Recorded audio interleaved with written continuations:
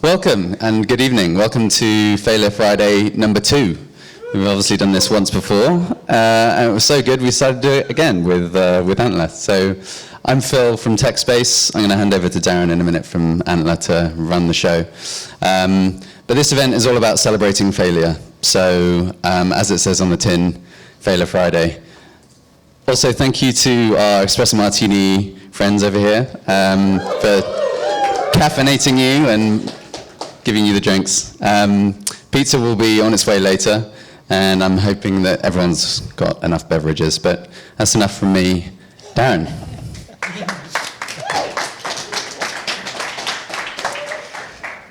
Good evening, everyone. Okay, there we go. I literally just said to Gina before I came up, it's like, if I go up here and say good evening, everyone, are the current cohort going to respond with, good evening, Darren? So thank you for that. For those of you that don't have a clue what I'm talking about, so Antler is a day zero investor here in the UK and internationally. We run 3 cohorts per year, bringing together incredible entrepreneurs to find their co-founder and build their company.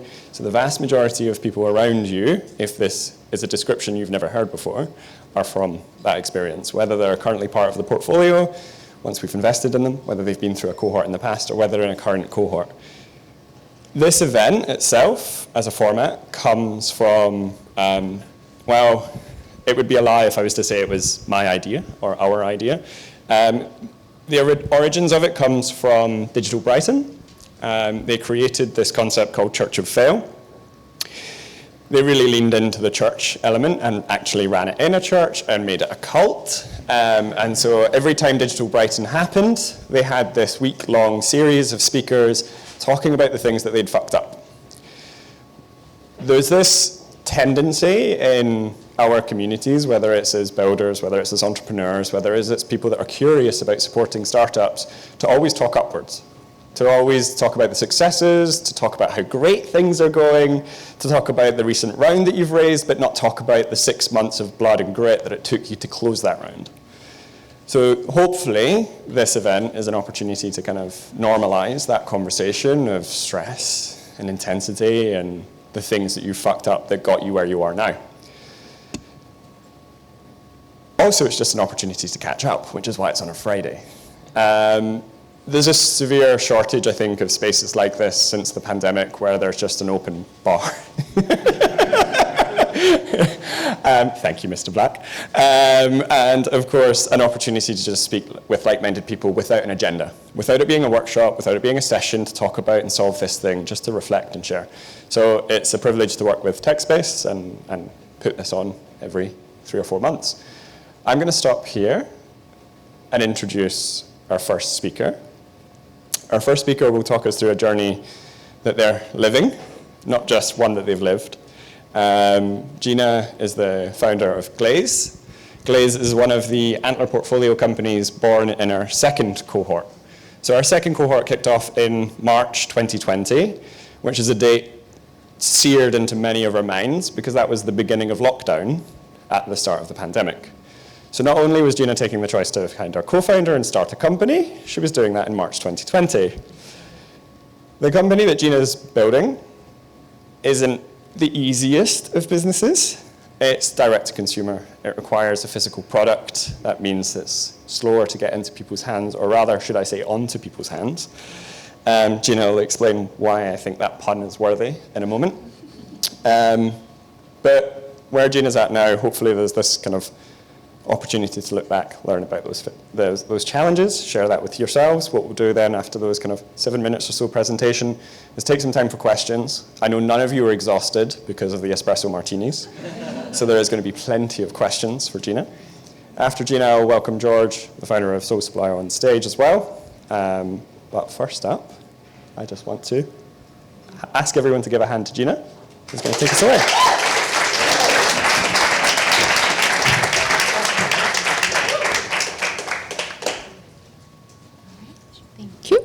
Hi, everyone. It's great to be here.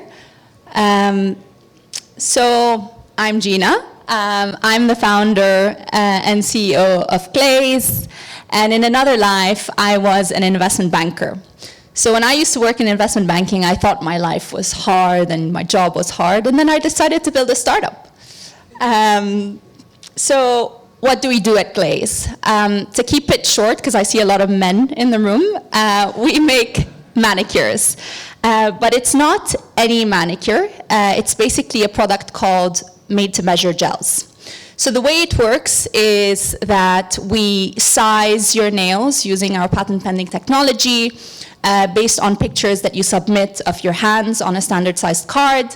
And we laser cut a gel sheet that's made from 30 to 40% plant-based materials and deliver that to your letterbox. So it works a little bit like a sticker where you just peel it off and you stick it on, and then you sometimes have to trim off the excess length, or you can just use a nail clipper. And then to remove it, you just peel it off when you're done. So there's no acetone, there's no exposure to UV light, and there's no kind of filing off the product.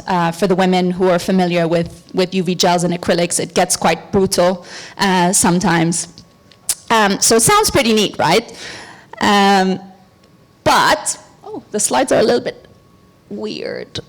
It's not, yeah, okay, cool.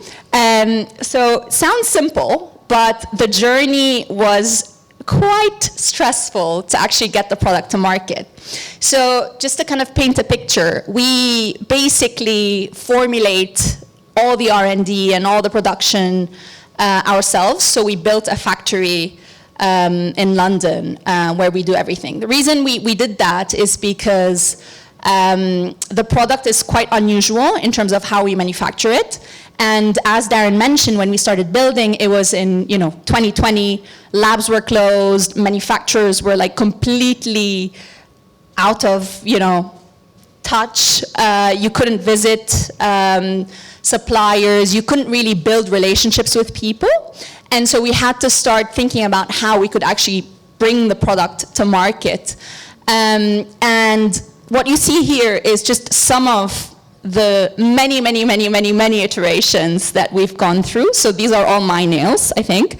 And you'll see, if you zoom in, you'll see a lot of, chipped nails, peeled nails, all sorts of disasters that we kind of had to fix and troubleshoot as we were going through the journey. So just to kind of paint the picture again, when we started, this was what the factory looked like here in the bottom left. This is my dining room. And we literally had to mix things and make samples on a tiny coater and just, it was very scrappy. The first versions of the product were, as I mentioned, terrible, and you'll see 3 examples here.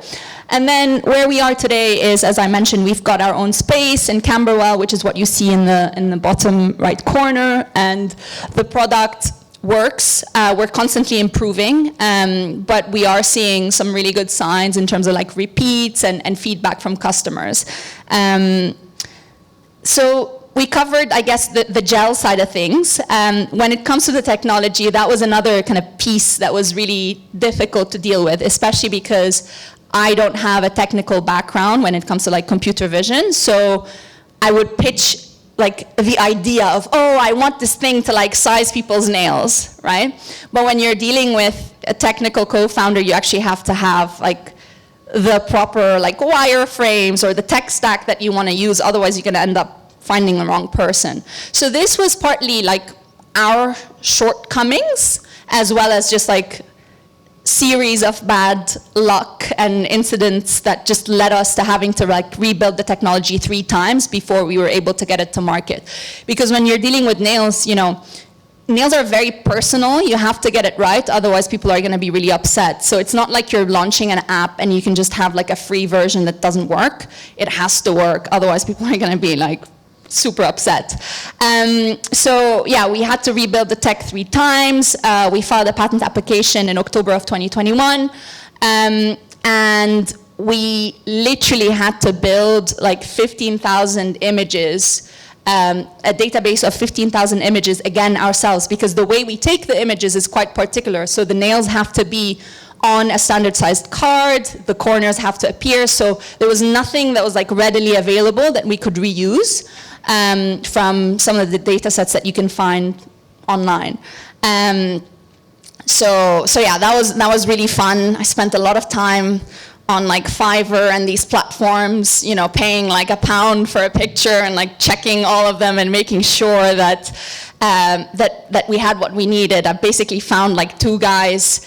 I think it was in Bangladesh during the pandemic, and they worked in a customer service center. So they had access to like 500 people, and they would just like go around and then take pictures and send them to me at the end of the day, and it was great. But yeah, it was very, very tedious. Anyway, in March 2022, we were finally happy with the product. The technology worked. We were ready to launch. We had over 4,000 people on the wait list, which we'd been building. And when we first launched, we did over £3,000 in revenue just like on the first day, which was great. And then our strategy was, okay, we know what formulation we're going to use. Let's take pre-orders and then start manufacturing based on the colors that people are going to order, so we don't overproduce, because we were sure that there were going to be like further iterations to the product. And we didn't really have a sense for which colors people were going to order, because nails are very, very seasonal. So we'd sent out a survey asking people to like choose their favorite colors, but then we were only able to launch like 3 months after that. So the color preferences completely changed by the time people actually ordered. And so we started producing our gels and fulfilling the orders, and it was all great. And then, disaster. Basically, the product that we were shipping out was not at all what we thought we were shipping. So we had some serious quality control issues as we started scaling up. I'll kind of walk you through some of the issues that we had to fix. Sorry, this is, yeah.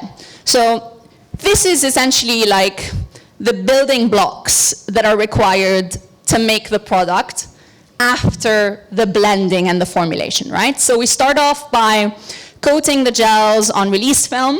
We then have to wait for the gels to dry. And then we cure the gels. We laminate them onto like a pressure-sensitive adhesive layer, and then we custom size them, which involves essentially like the technology piece, but also a laser cutter, and then that's how an order gets fulfilled.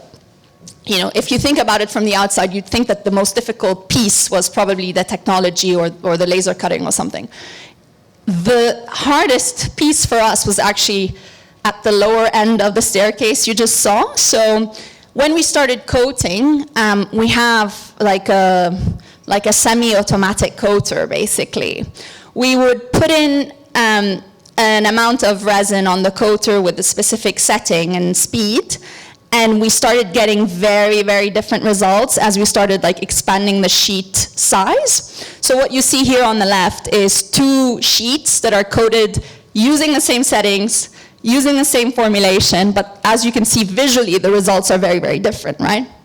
So if you think about what that does to the quality of the product, it completely changes it. And then that got us to the second challenge, which was the curing. And we cure using like UV lights, and the light is emitted in the form of a spectrum that looks a bit like a V, right? And so the intensity that you get like here is very, very, very different to the intensity that you get here. So as, again, we were scaling up, when we were testing the samples and doing the R&D, it was great because we would always put the sheets in the middle. And as we scaled up, we didn't have this data, by the way. This doesn't come with the light. We stuffed the sheets like along, you know, the entire curing board, and then we chopped them. And suddenly you had gel sheets that were gooey, gel sheets that were like over-cured, and that's what you saw in the previous sheet. And we had no way to figure out which customer was getting which sheet. Disaster. So we had to call in the company that sells us the lights. Luckily, they were based in the UK. They came in, they measured the light intensity, and then we were able to like build a frame for where we should be curing. Once we fixed the coating and the thickness issue, another issue popped up, which was the adhesive. Suddenly, the adhesive stopped working when the gels were like optimally cured. Because when you're changing like the substrate, you can't change the adhesive and the substrate at the same time. So when we changed the substrate, the adhesive needed changing, and that was a difficult beast to tackle because that was not something we could fix in-house. So we made a very difficult decision over the summer months to basically stop, lose the momentum to essentially fix the issues that we were having, because clearly there were some things about the product and the scale up that we didn't understand fully, and we needed to have full control to be able to know that we're shipping out a product consistently of a certain quality. So, key learnings. Basically, you know, we had this amazing vision for the product we were going to launch with, but it just didn't happen. And I reflect on this a lot, and I think that, you know, the conclusion I got to is that the first version of the product that you get to is never going to be good.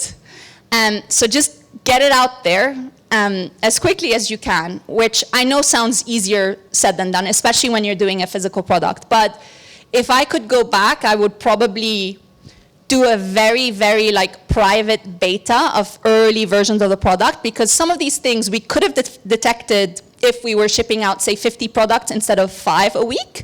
And we only noticed them as we were scaling. Because, I mean, manufacturing is really hard. I'd never built a factory before, right? Lots of learnings, but, you know, it's brutal. And at the same time, what I would say is that, you know, launch quickly, but don't scale up too fast.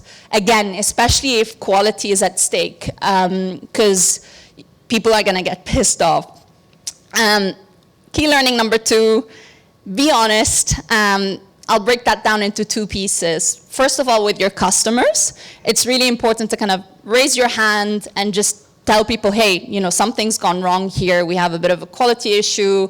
We're working on fixing it and identifying it, because suddenly people become more cooperative. They share their feedback because you've acknowledged that something has gone wrong. And a lot of these people were like, you know, they'd been waiting for the product for almost a year, right? So they were very forgiving in a way.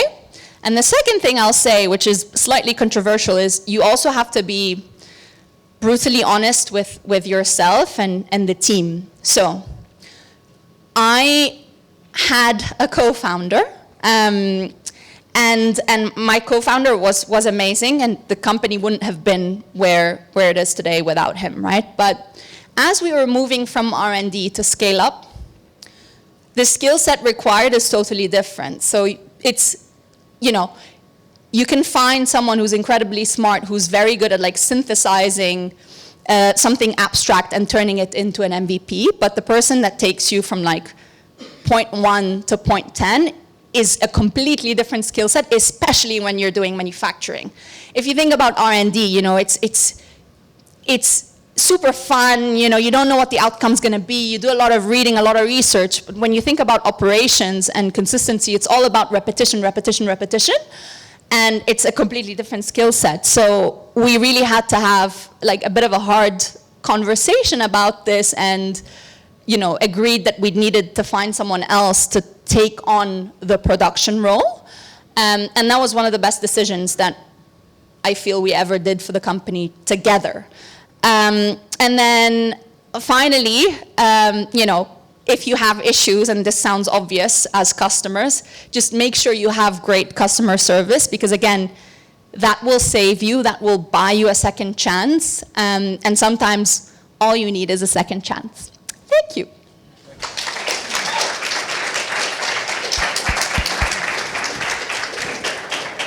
Awesome. Thank you so much, Gina.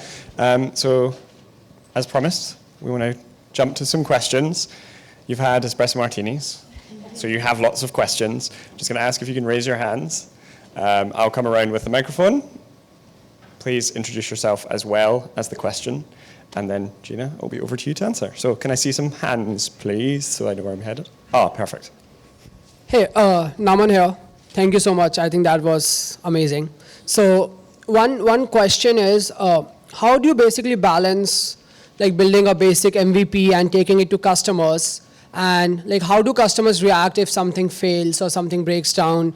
Does that affect the trust that you have with the customers? Or basically, I'm sure like you face that problem. So how did you like deal with that? Like building the trust, basically. Yeah, I think you need to find a closed group of people that are early adopters and that are very, very excited to try the product, but you also have to manage their expectations, because if they're expecting a perfect product, they're going to be pissed off. So I think if you tell them, look, this is an early version, you're like one of our early testers, give it a go, tell us what you think so we can make it better for you, I think that will help you get feedback and at the same time not lose that trust and that enthusiasm that you have.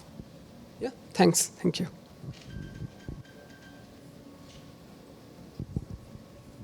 Hi, thank you for the presentation. My name is Arthur. So my question is this: you've gone through a long R&D process. What would you suggest is the best fundraising strategy to support you through what it's been like 2 years now? Yeah, I mean, it depends on what you're building. In our case, I knew from day one that we couldn't get to market without raising money. And so I focused most of my energy after we went through the Antler program to raise more money, and that's what we did, because there was just no other way around it. If you can get to market without fundraising, amazing, do that, right? Especially in the current market environment, it's really tricky. That being said, I don't know if I were building Blaize today, I don't know if I'd be able to raise, what we raised in the current market environment, right? So I think you need to be aware of the market, the shift in like investor sentiment, and yeah, just figure out what you need best. Not super helpful, but that's what I would say. No, thank you. I'm off. Hi, Tom from London 4, founder of Superfy. You mentioned your co-founder. You alluded to some sort of change there, but you didn't really explain. Is he still, or she still part of the company? I think it's a he. And how did you handle that process? Short answer is no. It was very amicable. Basically, when we launched, there was a lot of tension between us, because I essentially took on a lot of the QC, QA stuff, and we started clashing, even though we had a really good relationship.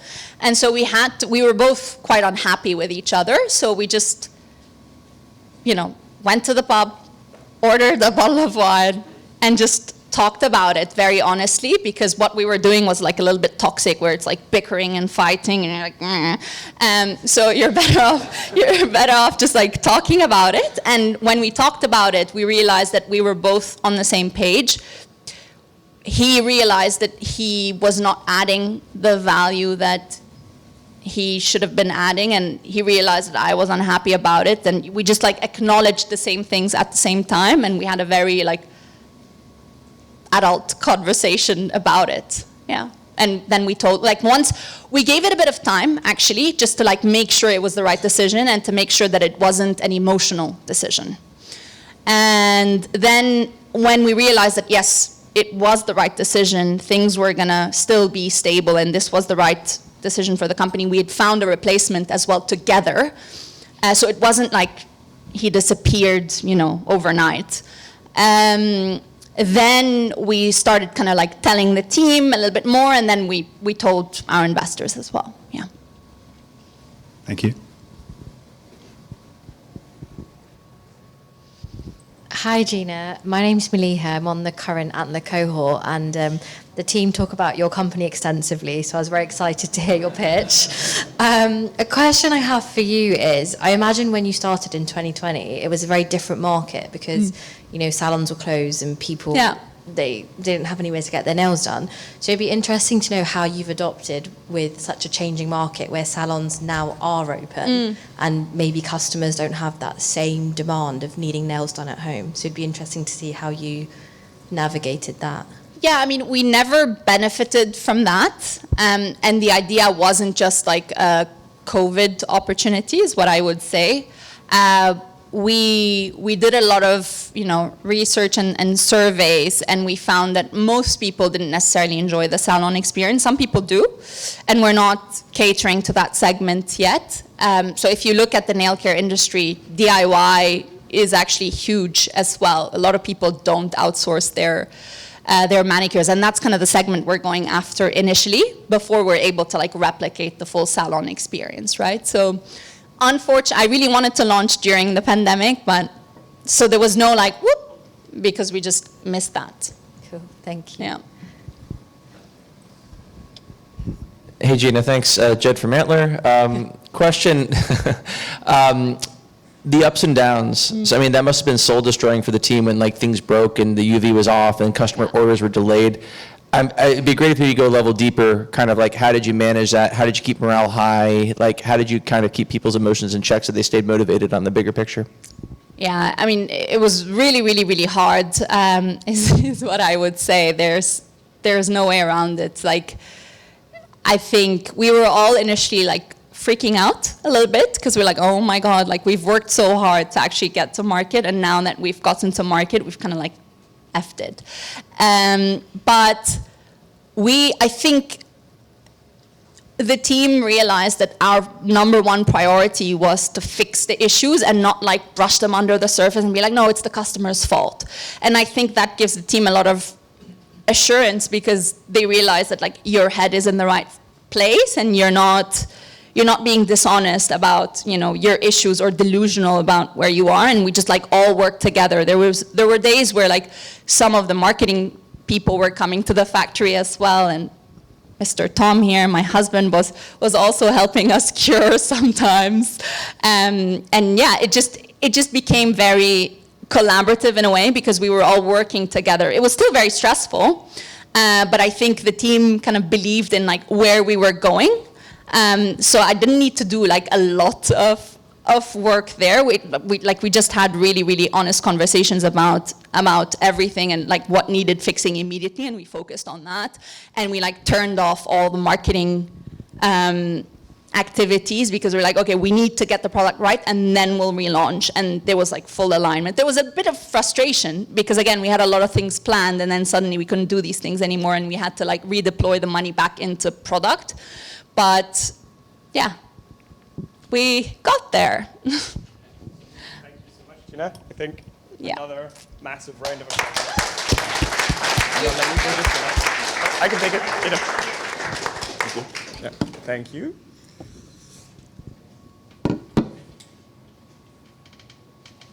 Okay, thank you, Gina. So, going straight into our second presentation, I'm going to invite, in a very brief moment, George up onto the stage. Gina's reflection on launching a physical product and then having to pull that back is incredibly insightful for everyone, even if you are launching a digital product, of course. And I think that's the interesting tangent to go here with yourself, George, is looking at that kind of initial journey of launching Sole Supplier and the lessons that you've learned. We talked earlier about, okay, there's a slightly different timeline to the last couple of years behind this story, and pulling that back through is a real journey, so I'm thankful that you're taking the time to do that. With Sole Supplier, we're talking about a company that now drives 60 million of revenue to the likes of Nike and Adidas each year, so a really strategic partner in opening a new channel for these brands to access customers. So obviously to get to that milestone, to be able to say that that's what this business does, takes a lot of grit and a lot of effort. So George, if I can invite you onto the stage and you can take us through it. Thank you. Thanks, Darren. Hello, everyone. Firstly, I just want to say it's been great speaking to some of you at the start. I love speaking to some of you, and the cohort's sounding very exciting. The ideas are cooking up now. So yeah, a bit of competition flying about. I know exactly what that's like. So yeah, it's really good to speak to some of you. So 85% of executives say that fear holds back innovation in their companies. So this story today is a story of innovation, failure, risk-taking, and a lot of money spent that didn't go anywhere. So before I tell you about that, I'm George Sullivan. I'm the founder of the Sole Supplier, Now, the Sole Supplier is a shopping platform and marketplace for luxury or exclusive trainers. Trainers like the ones that I've got on my feet, trainers that I've seen some of you wearing around the room. I've seen Jordans, I've seen Dunks, I've seen Adidas Gazelles, I've seen them all. And I actually started the business whilst I was working full-time in recruitment 9 years ago. Now, I had a love of trainers then, I still do to this day. I had a love of tech then, and I still do to this day. I was always reading books on tech, and my dad was like, you need to get into the internet because I missed the mobile phone era. He said, don't miss the internet, right? So I listened to my dad. So whilst I'm working full time, I'm saving up my money, I'm buying loads of trainers. My dad's like, stop buying all those trainers, you're wasting your money. I said, I've got a plan. I didn't really have a plan at the time.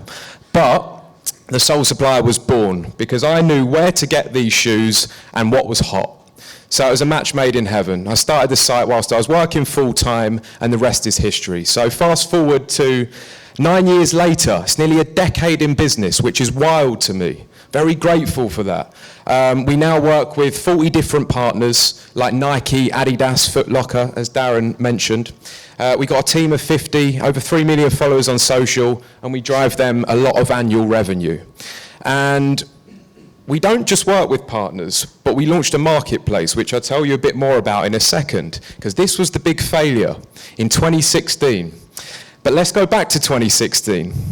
David Cameron just resigned as Prime Minister, and Britain were just talking about leaving the EU. So it was unprecedented times. We were very lucky at 2016 because the Sole Supplier was growing even though things were crazy. And it's mad, right? When you think things are crazy now, they've always been crazy. And they always probably will be crazy. This is the world that we live in, so be ready.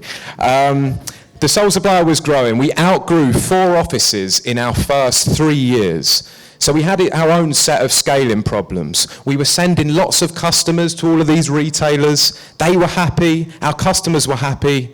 But the problem is that these shoes, a lot of them sell out within hours or minutes, sometimes seconds. Anyone here experienced that, where a shoe sells out? Yeah, quite a few of you. And that's where we come in. We help you get them before they sell out. Now, we help you get them at retail. And in 2016, we decided, we need to start a marketplace, because once they're sold out, people still want them. And we did just that. We started a marketplace that helped our customers get them after they were sold out. And the good thing about that was, when we send traffic to partners, we actually lose that sale almost. We get paid for it, but once the customer goes to their website, they're gone. We can't control the customer at that point. But if it's on our website, on our marketplace, we understand all of the transaction. So it was a good defensibility strategy, because you never know what Nike are going to do. You never know what Foot Locker are going to do. You never know what JD Sports are going to do. They can be ruthless. They can take partnerships away. So it worked for us. But there was a big problem with this.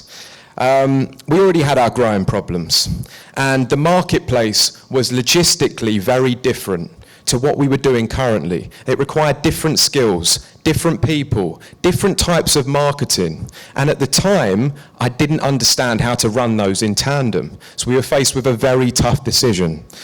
We need to stop doing one of these things to be successful. We can't do both at the same time. And I look back on that now and I think, what a shame, because I would understand how to do it, but I didn't at the time.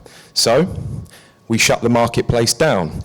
Even though we had spent over 100,000 on the marketplace building it, even though we had spent over 60,000 promoting it, even though the marketplace was doing well, we felt like it was taking away from our main business, which was the partner business. And you've probably heard of the sunk cost fallacy, right? So something that you invest time and money into, you're more attached to, and it's therefore harder to let go of. That was exactly the problem that I had with the affiliate business. That came first, invested loads of time and money into it, so that was what we had to focus on. And I couldn't see the light through the trees. So what happened next is crazier. It's not just about the loss of money here. Enter StockX. 3 months after we shut down the marketplace, StockX cropped up. And StockX's offering was to take products from sellers, authenticate them in hand, and then send them on to the buyers. That will never work. That's what I said. No, it costs too much. The buyers it'll take weeks for the buyers to get their products. Authenticating in hand it's too much, can't work. The Netflix book is called That Will Never Work, if anyone's read it. People said that about Netflix, and look at where Netflix got to. StockX got $6 billion in funding 6 months after they launched. They've since had $500 million in investment, and they're valued at over $2 billion, with a marketplace concept launched just after ours with a very similar premise. Trust me, I was kicking myself at the time. It was painful. Some of our team were looking, thinking, why did we not continue the marketplace? At that point, the marketplace has gone. Some of you are probably thinking, you could have started it again. But we were already down the road with other plans. We had already spent all of that money setting it up, building it, and then letting it go. And again, your ego can get in the way. You attach to these things. You think, I can't go back to it. We've let that go. So that's something to be mindful of. But the good news is that fast forward to 2022, 6 years later, and just in July last year, we relaunched the marketplace. It's much more competitive now.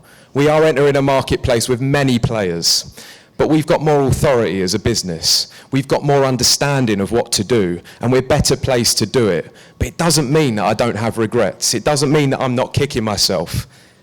And here's the things that I learned, or we learned. The first thing is, when you're new to business or you're growing a business, you're going to get a lot of opportunities. Some of them are going to come externally, and some of them are going to be internally. You're going to have a lot of good ideas. And if things are growing well, it's very easy to just say yes to things. But the thing that I need to do the most now is when you've got many opportunities, you have to evaluate them objectively. And that's the third point on this. Because if you're going into opportunities intuitively, that feels good, that one looks good, you miss things, and there's hidden costs that you miss. And that was exactly what we missed with the marketplace. Even though on the surface, it seemed like it complemented the main business, it was very different logistically, which meant it was very hard to run in tandem. So you have to have a good evaluation process. And for everyone now that's coming up with ideas, it's going to be very important for you right now. How are you evaluating those ideas? With your partner in the cohort, how are you deciding which one is going to be lower effort, maximum impact? Because they're the best ideas, right? And I'm sure that you're learning a lot of this. And this is a kind of problem that I had. Got kicked out of school at 17. I didn't go to uni. I haven't got an MBA, and I haven't had any formal training. So I learned organically. I was reading books. I was learning from other great people out there in the industry, from mentors. So what that meant was, I didn't understand how to implement formal business processes and strategy, which is the second point.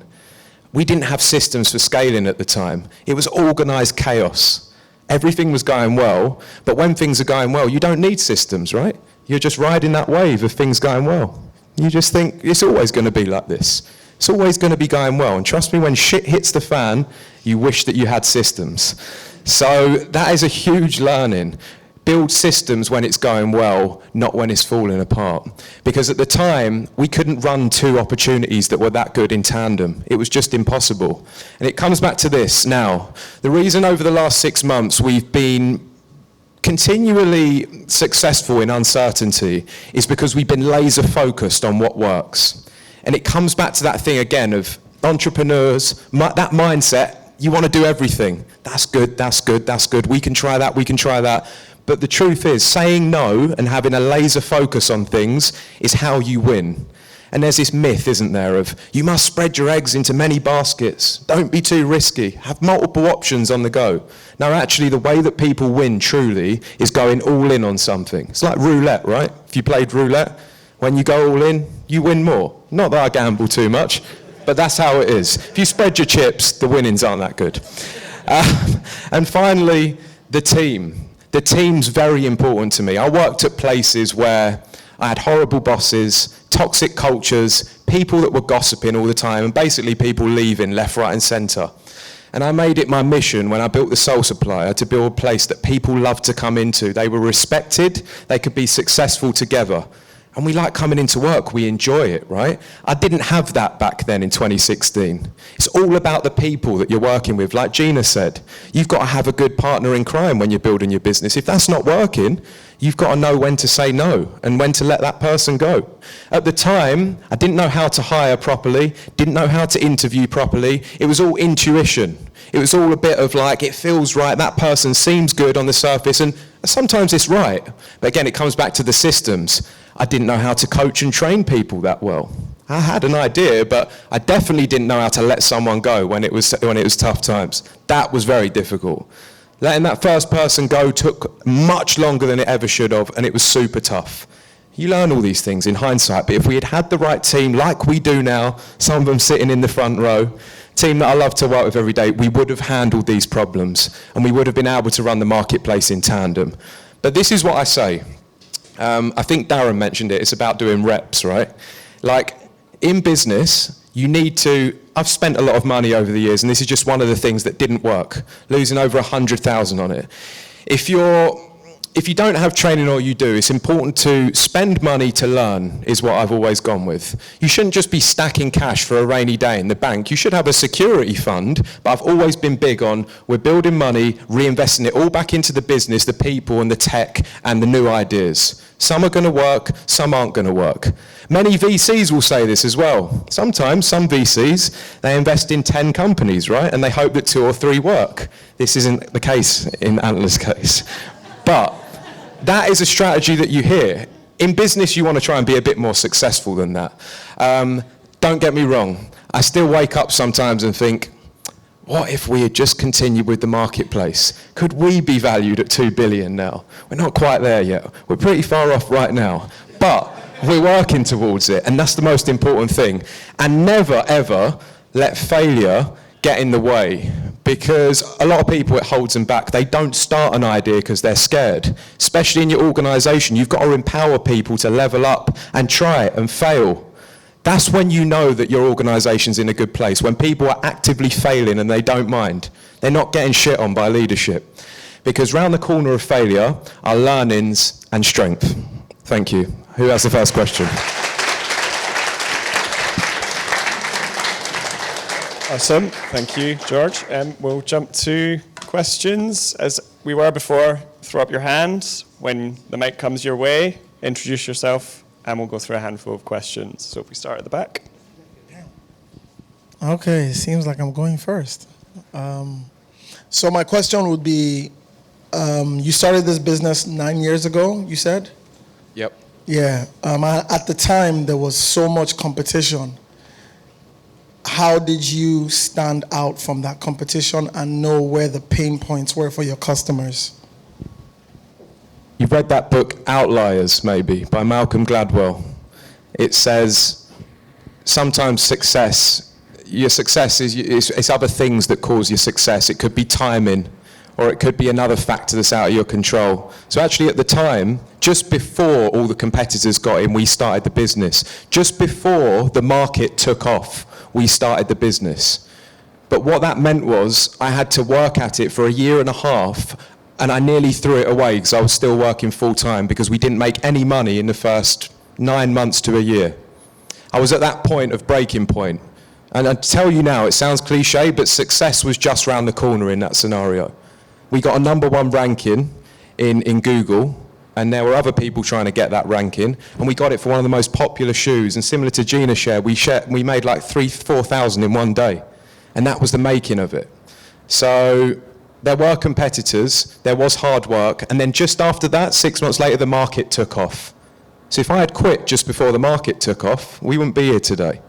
So very lucky. It's that book, I like that concept to some extent because the timing's very important with the hard work and the idea.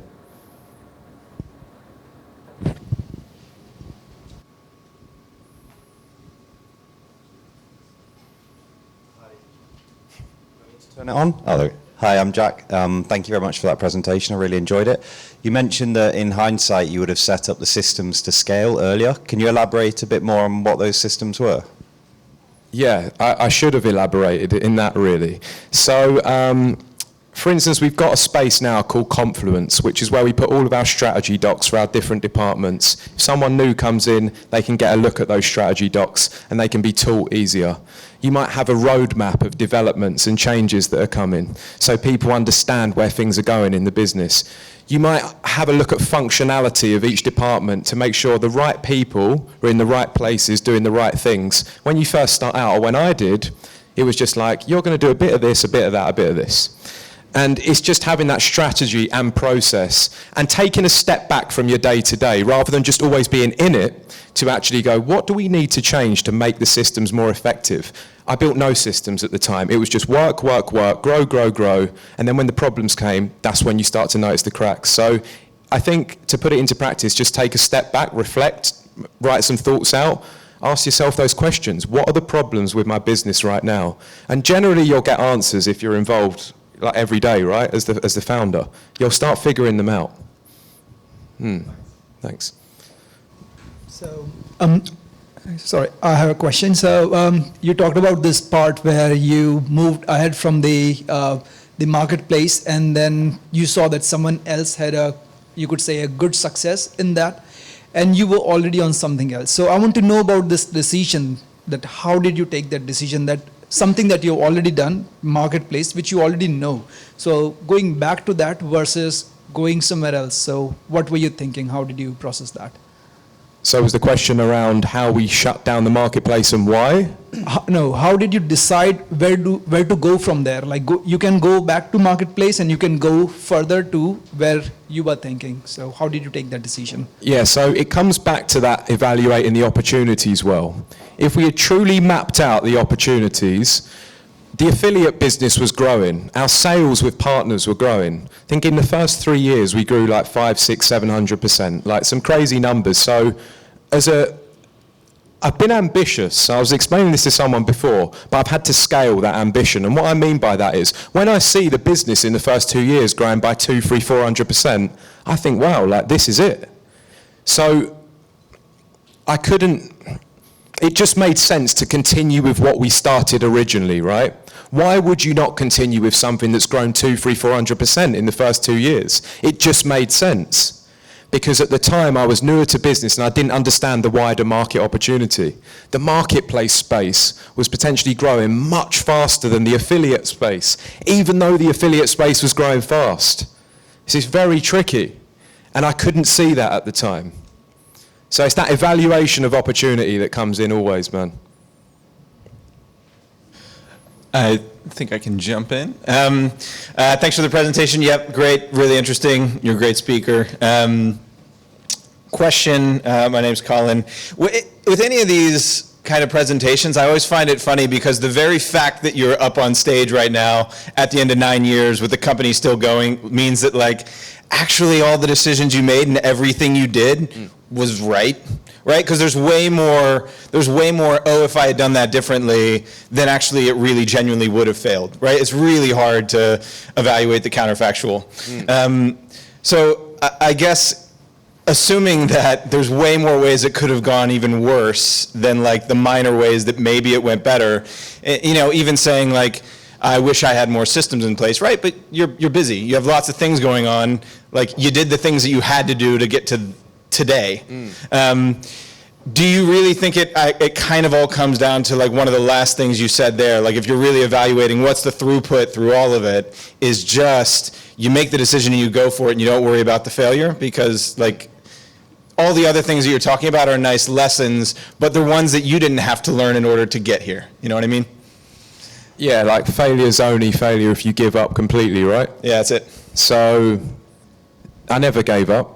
The marketplace and other things hit me hard when we lost money, but like you say, you put that out of your head. Every day's a new day. It's this thing of like being present. If you're caught up on the marketplace failing, you're never going to be successful with what you've got to do, right? So you're bang on. That's something I've tried to live by. I try and practice daily. How do I forget that? Because sometimes things in business hit you hard. Like, you know, we're speaking at the start about different things going on, and the mind can just hold on to them. So it is that thing of being able to let go, because the what ifs can always get you. But yeah. like you say, the argument could be that we carried on with the marketplace and it failed. I can sit here in hindsight and say it would have been better. We could have been StockX's level. But let me tell you this about StockX. Credit to Josh Luber, who founded StockX. This guy has got maybe 8 years on me. He had started 4 to 5 businesses before. They had all failed. He was a man that was ready to go and make that business go stratospheric. He was ready to secure investment instantly. At the time, I didn't want investment. It was my baby. The Sole Supplier was my baby. It still is. I was like, I can't let anyone touch this business because I want to grow it in my way. But looking back, we had a good business, good product. We should have got investment. Josh Luber with StockX came into the market, bang, we're going for it. And that was what he did. 500 million in investment they've had. It's phenomenal. So, yeah, you can always look back in hindsight. Thanks. Thanks, everyone.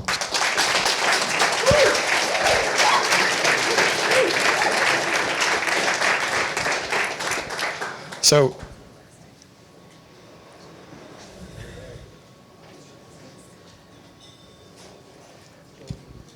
two kind of stories, I suppose, at very different stages of the businesses this evening. And I think everyone here will find themselves somewhere in the gap, if not before, on that journey.